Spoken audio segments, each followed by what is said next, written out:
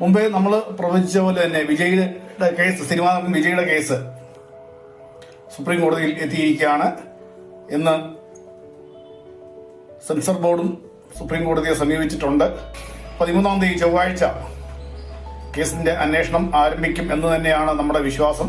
Supreme കോടതി ആവട്ടെ sensor ബോർഡിന്റെ ഭാഗവും കൂടി അന്വേഷിച്ച ശേഷമേ വ്യക്തമായ ഒരു വിധി പുറപ്പെടുവിപ്പിക്കുകയുള്ളൂ എന്ന് തന്നെയാണ് നാം ഏവരും വിശ്വസിക്കുന്നത്. നിശ്ചിത സമയത്തേക്കാൾ കൂടുതൽ ഏതാണ്ട് അരമണിക്കൂർ സമയം വൈകിയാണ് അദ്ദേഹം CBI ആസ്ഥാന മന്ദിരത്തെത്തി അന്വേഷണ ഉദ്യോഗസ്ഥരുമായിട്ട് സഹകരിച്ചത്. എന്നാൽ അന്വേഷണ ഉദ്യോഗസ്ഥരാവട്ടെ ഏതാണ്ട് 4 മണിക്കൂർ 10 മിനിറ്റ് സമയം കൊണ്ട് മാത്രമാണ് അന്വേഷണം നടത്തി അദ്ദേഹത്തെ പറഞ്ഞയച്ചു എന്നതാണ് നമുക്ക് അറിയാൻ സാധിച്ചത്.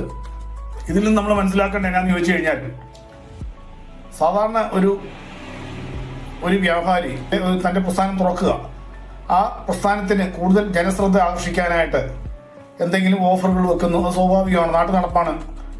ആ ഓഫറുകളുടെ അടിസ്ഥാനത്തിൽ ആ ഓഫറുകൾ പറ്റാനായിട്ട് അദ്ദേഹം ഉദ്ദേശിച്ചേക്കാൾ കൂടുതൽ ജനപ്രവാഹം ആ പ്രസ്ഥാനത്തിന്റെ വാതിൽക്ക് വരികയും ഒരു ഉന്തും തള്ളും ഒക്കെ ഉണ്ടായി ഒരാൾ മരണപ്പെടുകയോ മറ്റോ ചെയ്യുകയായിരുന്നെങ്കിൽ പോലീസ് വന്നേച്ച് ആദ്യം അറസ്റ്റ് ചെയ്യുന്നത് ആ പ്രസ്ഥാനത്തിന്റെ ഉടമേനെ ആയിരിക്കും. ഇനി അറസ്റ്റ് ചെയ്തില്ലെങ്കിൽ പോലും ആദ്യം അന്വേഷിക്കുന്നത് ആ പ്രസ്ഥാനത്തിന്റെ ഉടമേനെ ആയിരിക്കും. അല്ലെ, അങ്ങനെയല്ലേ നാട്ടു നടപ്പ് നമ്മൾ ഇതുവരെ കണ്ടിരിക്കുന്നത്. എന്നാൽ വിജയ് എന്ന ഈ സൂപ്പർ സ്റ്റാർ ആയതുകൊണ്ടോ മറ്റോ ആണോ എന്ന് തോന്നുന്നു 41 പേര് മരണപ്പെട്ടിട്ടും തമിഴ്നാട് സർക്കാരും തമിഴ്നാട് പോലീസും അനങ്ങിയില്ല. അത് അത്രയേറെ ക്രൗഡ് ഉണ്ടായതും ആ ക്രൗഡിന്റെ ഇടയ്ക്ക് ഉണ്ടായ സംഘർഷം രാഷ്ട്രീയ പ്രതികാരമൊന്നും മറ്റൊക്കെയാണ് പൊതുവെ പറയുന്നുവെങ്കിലും, അതായത് ഭരണകക്ഷിയുടെ ഭാഗത്തു നിന്നുള്ള സാമൂഹ്യ വിരുദ്ധരിറങ്ങി അത് സംഭവം കുളമാക്കാൻ ശ്രമിച്ചതിന്റെ ഭാഗമായിട്ട് സംഭവിച്ച ദുരിതങ്ങളാണ് എന്നൊക്കെ ഒരു വിഭാഗം പരാതി ഉണ്ടെങ്കിലും, ഇത്രയും വലിയ ഒരു ദുരിതം നടന്നിട്ട് തമിഴ്നാട് പോലീസും തമിഴ്നാട് ഗവൺമെന്റും അദ്ദേഹത്തെ ഒന്ന് അന്വേഷിക്കാൻ പോലും തയ്യാറായില്ല. അദ്ദേഹം ആ ഇടയ്ക്ക് 3 ദിവസം പേടിച്ച് പറിച്ച് അദ്ദേഹത്തിന്റെ വീട്ടിൽ തന്നെയായിരുന്നു. നമ്മൾ അദ്ദേഹത്തിന്റെ വീഡിയോ എല്ലാം കണ്ടതാണ്. പക്ഷേ ഞാൻ മുമ്പേ പറഞ്ഞ പോലെ ഒരു സാധാരണക്കാരന്റെ ഭാഗത്തുനിന്ന് ഇങ്ങനെ സംഭവിച്ച് ഒരാൾ മരണപ്പെടുകയോ മറ്റും ചെയ്തിരുന്നെങ്കിൽ ഈ രാജ്യത്ത് എന്തെല്ലാം നിയമങ്ങളുണ്ടോ അതെല്ലാം ആ സാധാരണക്കാരൻ അറിഞ്ഞിരിക്കും, അല്ലെ അയാളെ അറിയിച്ചിരിക്കും.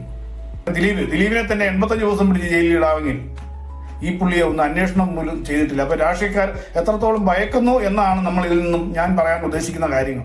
ഈ വിജയ് എന്ന വ്യക്തിയെയും അത് വിജയുടെ പുറകിൽ നിൽക്കുന്ന ജനപ്രവാഹത്തെയും രാഷ്ട്രീയക്കാർ എത്രത്തോളം ഭയക്കുന്നു എന്ന് വേണം നമ്മൾ മനസ്സിലാക്കാൻ. വിജയ് എന്ന നടനെ പറ്റിയുള്ള വീഡിയോ ഇവിടെ പൂർണ്ണമാവുകയാണ്. മറ്റൊരു വീഡിയോയിലൂടെ നമുക്ക് വീണ്ടും കാണാം. ഈ ചാനലിലെ പരിപാടി ഇഷ്ടപ്പെടുന്ന പ്രേക്ഷകർ ലൈക്ക് ചെയ്യുക, ഷെയർ ചെയ്യുക, സബ്സ്ക്രൈബ് ചെയ്യുക. നന്ദി, നമസ്കാരം.